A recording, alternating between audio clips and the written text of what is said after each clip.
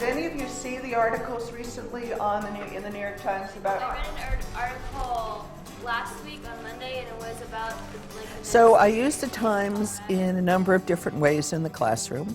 They're required to use it as a textbook. They have to read 2 novels, a textbook, and the New York Times, and that's what the requirement is.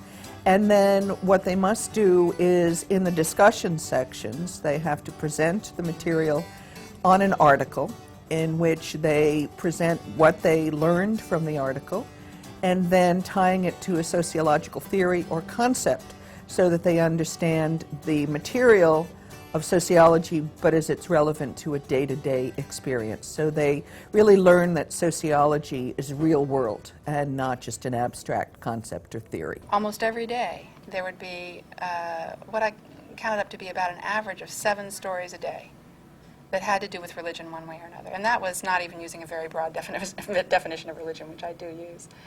And I started thinking, well, I can probably count on this continuing.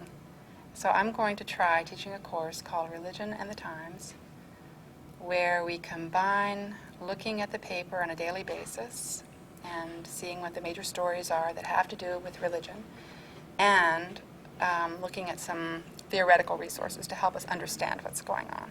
Using the New York Times in a course like international politics, that's a natural fit. You can actually teach international politics effectively without, a global newspaper like the Times. The project that I do with students is I assign each student the responsibility to choose 4 articles from the New York Times and to summarize them in a paragraph, and then to list questions.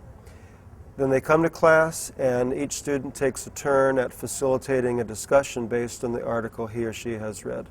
The students have to bring in an article and come with questions as well, and we prefer open-ended questions so we can get many different perspectives from the whole class. They ask the whole class questions. As a TA, we don't answer any of the questions, so they have to talk about it. So, I mean, it's a good perspective because when you're reading the New York Times or reading anything as an individual, you have your own perspective on it, but when you're in class, it's kind of nice because you get many different perspectives on it, so you're like really dissecting each article.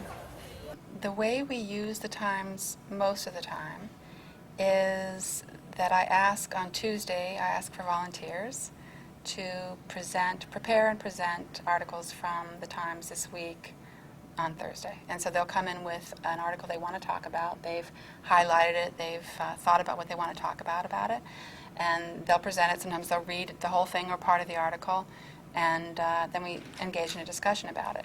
I had them read the front section primarily in global news issues class, for example, and also in news class.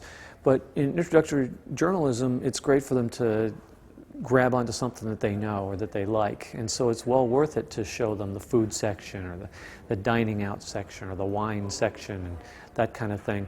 And a lot of them had that kind of interest. And so we do use the whole paper. We have a program on campus that has become very successful, and we call it Times Talk. And it brings students, faculty, and staff together every Wednesday for a discussion of a particular current event. A professor will sign up to facilitate for the day, choose a particular article, and we will distribute that to the students and the faculty, and they'll come together and talk about it. I find it a really invaluable source for discussion, for illustration of theory, for looking at how history affects the present, and for stimulating thinking about the future.